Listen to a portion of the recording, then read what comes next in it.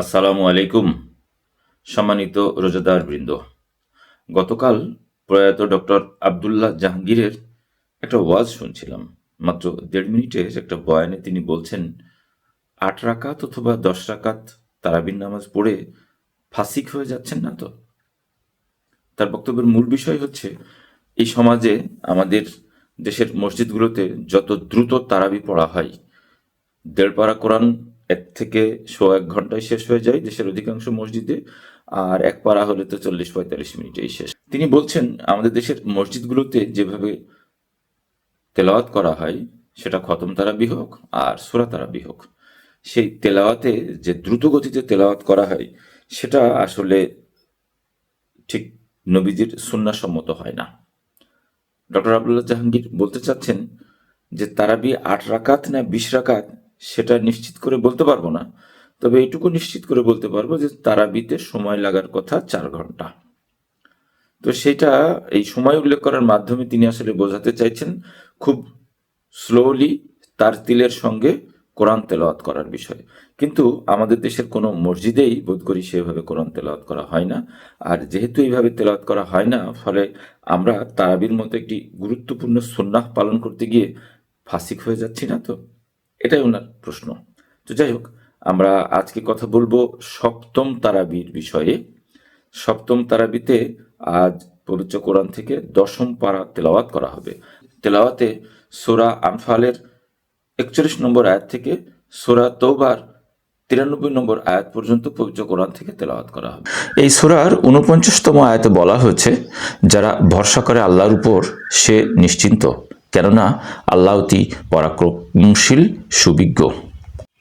53 নম্বর আয়াতে আল্লাহ পাক বলছেন, আল্লাহ কখনো পরিবর্তন করেন না সেসব নিয়ামত যা তিনি কোনো জাতিকে দান করেছিলেন, যতক্ষণ না সে জাতি নিজেই পরিবর্তিত করে নেয় নিজের জন্য নির্ধারিত বিষয়। বস্তুত আল্লাহ শ্রবণকারী, মহাজ্ঞানী। কুফরকারীদের সম্পর্কে সূরার 55 নম্বর আয়াতে রাব্বুল আলামিন বলেন, নিশ্চয়ই আল্লাহর নিকট সবচেয়ে নিকৃষ্ট জীব তারাই যারা কুফরি করে এবং অতঃপর আর ঈমান আনে না। যা কিছু তোমরা ব্যয় করবে আল্লাহর রাহে, তা তোমরা পরিপূর্ণভাবে ফিরে পাবে এবং তোমাদের কোনো হক অপূর্ণ থাকবে না। হে নবী, আপনি মুসলমানগণকে উৎসাহিত করুন জিহাদের জন্য। তোমাদের মধ্যে যদি 20 জন দৃঢ়পদ ব্যক্তি থাকে, তবে জয়ী হবে 200 মোকাবেলায়। আর যদি তোমাদের মধ্যে থাকে 100 লোক, তবে জয়ী হবে 1000 কাফেরের উপর থেকে। তার কারণ ওরা জ্ঞানহীন। সূরা আনফাল আয়াত 63। দুনিয়াভি বিষয়ের গুরুত্বহীনতার কথা উল্লেখ করে 67 নম্বর আয়াতে রাব্বুল আলামিন বলেন, তোমরা দুনিয়ায় ক্ষণস্থায়ী সম্পদ কামনা করছো, অথচ আল্লাহ চান তোমাদের পরকালের কল্যাণ। আর আল্লাহ হচ্ছেন পরাক্রমশালী, হিকমতওয়ালা। 74 নম্বর আয়াতে রাব্বুল আলামিন বলেন, যারা ঈমান এনেছে, নিজেদের ঘর বাড়ি ছেড়েছে এবং আল্লাহর রাহে জিহাদ করেছে এবং যারা তাদেরকে আশ্রয় দিয়েছে, সাহায্য সহায়তা করেছে, তারা হলো প্রকৃত মুমিন। তাদের জন্য রয়েছে ক্ষমা ও সম্মানজনক রুজি। প্রিয় সুধী, এ পর্যায়ে সূরা তওবা থেকে তেলাওয়াত করা হবে যে অংশ, তার সারমর্ম আমরা জেনে আসি। তওবার 16 নম্বর আয়াতে রাব্বুল আলামিন বলছেন, তোমরা কি মনে করো যে তোমাদেরকে এমনি এমনি ছেড়ে দেওয়া হবে, যতক্ষণ না আল্লাহ জেনে নেবেন তোমাদেরকে যুদ্ধ করেছে এবং কে আল্লাহ ও তার রসুল ও মুসলমানদের ব্যতীত অন্য কাউকে অন্তরঙ্গ বন্ধুরূপে গ্রহণ করা থেকে বিরত রয়েছে। আর তোমরা যা করো সে বিষয়ে আল্লাহ সবিশেষ অবহিত। মুশরিকরা যোগ্যতা রাখে না আল্লাহর মসজিদ আবাদ করার, যখন তারা নিজেরাই নিজেদের কুফরির স্বীকৃতি দিচ্ছে। এদের আমল বরবাদ হবে এবং এরা আগুনে স্থায়ীভাবে বসবাস করবে। সূরা তওবা আয়াত 17। 18 নম্বর আয়াতে বলা হয়েছে, নিঃসন্দেহে তারাই আল্লাহর মসজিদ আবাদ করবে যারা ঈমান এনেছে আল্লাহর প্রতি ও শেষ দিনের প্রতি এবং কায়েম করেছে নামাজ ও আদায় করেছে জাকাত। আল্লাহ ব্যতীত আর কাউকে ভয় করে না। অতএব আশা করা যায় তারা হেদায়েত প্রাপ্তদের অন্তর্ভুক্ত হবে। হে ঈমানদারগণ, তোমরা স্বীয় পিতা ও ভাইদের অভিভাবক রূপে গ্রহণ করো না, যদি তারা ঈমান অপেক্ষা কুফরকে ভালোবাসে। আর তোমাদের মধ্যে যারা তাদেরকে অভিভাবক রূপে গ্রহণ করে, তারা সীমা লঙ্ঘনকারী। তোমাদের নিকট যদি তোমাদের পিতা, তোমাদের সন্তান, তোমাদের ভাই, তোমাদের পত্নী, তোমাদের গোত্র, তোমাদের অর্জিত ধন সম্পদ, তোমাদের ব্যবসা যা বন্ধ হয়ে যাওয়ার ভয় করো এবং তোমাদের বাসস্থান যাকে তোমরা পছন্দ করো, আল্লাহ, তার রসুল ও তার রাহে জেহাদ করা থেকে অধিক প্রিয় হয়, তবে অপেক্ষা করো আল্লাহর বিধান আসা পর্যন্ত। আর আল্লাহ ফাসেক সম্প্রদায়কে হেদায়েত করেন না। তারা তাদের মুখের ফুৎকারে আল্লাহর নূরকে নির্বাপিত করতে চায়, কিন্তু আল্লাহ অবশ্যই তার নূরের পূর্ণতা বিধান করবেন, যদিও কাফেররা তা অপ্রীতিকর মনে করে। যারা স্বর্ণ ও রূপা জমা করে রাখে এবং তা ব্যয় করে না আল্লাহর পথে, তাদের কঠোর আযাবের সুসংবাদ শুনিয়ে দিন। সূরা তাওবা আয়াত 34। 35 নম্বর আয়াতে রাব্বুল আলামিন বলছেন, সেদিন জাহান্নামের আগুনে তা উত্তপ্ত করা হবে এবং তার দ্বারা তাদের ললাট, পার্শ্ব ও পৃষ্ঠদেশকে দগ্ধ করা হবে। সেদিন বলা হবে, এগুলো যা তোমরা নিজেদের জন্য জমা রেখেছিলে, সুতরাং এক্ষণে জমা করে রাখার স্বাদ গ্রহণ করো। হে ঈমানদারগণ, তোমাদের কি হলো?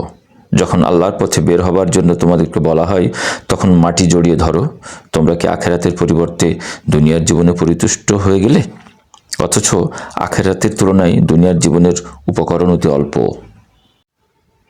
যদি বের হয়ে পড়ো স্বল্প বা প্রচুর সরঞ্জামের সাথে এবং জিহাদ করো আল্লাহর পথে নিজেদের মাল ও জান দিয়ে, এটি তোমাদের জন্য অতি উত্তম যদি তোমরা বুঝতে পারো। আল্লাহই তোমাদের কার্যনির্বাহক। আল্লাহর উপরই মুমিনদের ভরসা করা উচিত। তোমাদের মধ্যে যারা ঈমানদার তাদের জন্য তিনি রহমত বিশেষ, আর যারা আল্লাহর রসুলের প্রতি কুৎসা রটনা করে তাদের জন্য রয়েছে বেদনাদায়ক আযাব। আল্লাহর সাথে এবং তার রসুলের সাথে যে মোকাবেলা করে তার জন্য নির্ধারিত রয়েছে দোজখ, তাতে সব সময় থাকবে। এটি হলো মহা অপমান। আর যদি তুমি তাদের কাছে জিজ্ঞেস করো, তবে তারা বলবে, আমরা তো কথার কথা বলেছিলাম এবং কৌতুক করেছিলাম। আপনি বলুন, তোমরা কি আল্লাহর সাথে, তার হুকুম আহকামের সাথে এবং তার রসুলের সাথে ঠাট্টা করেছিলে? 67 নম্বর আয়াতে মুনাফিকদের চরিত্র সম্পর্কে রাব্বুল আলামিন বলেন, মুনাফিক নরনারী সবারই গতিবিধি একই রকম। শিক্ষা দেয় মন্দ কথা, ভালো কথা থেকে বারণ করে এবং নিজের মুঠো বন্ধ রাখে। আল্লাহকে ভুলে গেছে তারা, কাজেই তিনিও তাদের ভুলে গেছেন। নিঃসন্দেহে মুনাফিকরাই নাফরমান। আর ঈমানদার পুরুষ ও ঈমানদার নারী একে অপরের সহায়ক। তারা ভালো কথার শিক্ষা দেয় এবং মন্দ থেকে বিরত রাখে, নামাজ প্রতিষ্ঠা করে, জাকাত দেয় এবং আল্লাহ ও তার রসুলের নির্দেশ অনুযায়ী জীবনযাপন করে। এদেরই উপর আল্লাহ তাআলা দয়া করবেন। নিশ্চয় আল্লাহ পরাক্রমশীল, সুকৌশলী। এরা যদি তওবা করে নেয় তবে তাদের জন্য মঙ্গল, আর যদি তা না মানে তবে আল্লাহ তাদেরকে আযাব দেবেন, বেদনাদায়ক আযাব দুনিয়া ও আখেরাতে। অতএব বিশ্ব চরাচরে তাদের জন্য কোনো সাহায্যকারী সমর্থক নাই। অতএব তারা সামান্য হেসে নিক এবং তারা তাদের কৃতকর্মের বদলাতে অনেক বেশি কাঁদবে। আর তাদের মধ্যে থেকে কারো মৃত্যু হলে তার উপর কখনো নামাজ পড়বে না এবং তার কবরে দাঁড়াবেন না। তারা তা আল্লাহর প্রতি অস্বীকৃতি জ্ঞাপন করেছে এবং রসুলের প্রতিও। বস্তুত তারা নাফরমান অবস্থায় মৃত্যুবরণ করেছে। সম্মানিত রোজাদারগণ, সপ্তম তারাবির তেলাওয়াতের বাংলা সারসংক্ষেপ এ পর্যন্তই। আবারও কথা হবে অষ্টম তারাবির বাংলা সারসংক্ষেপ নিয়ে। ততক্ষণ পর্যন্ত আপনাদের জন্য মঙ্গল কামনা করছি এবং আপনাদের কাছে দোয়া চেয়ে শেষ করছি। আসসালামু আলাইকুম ওয়া রাহমাতুল্লাহ।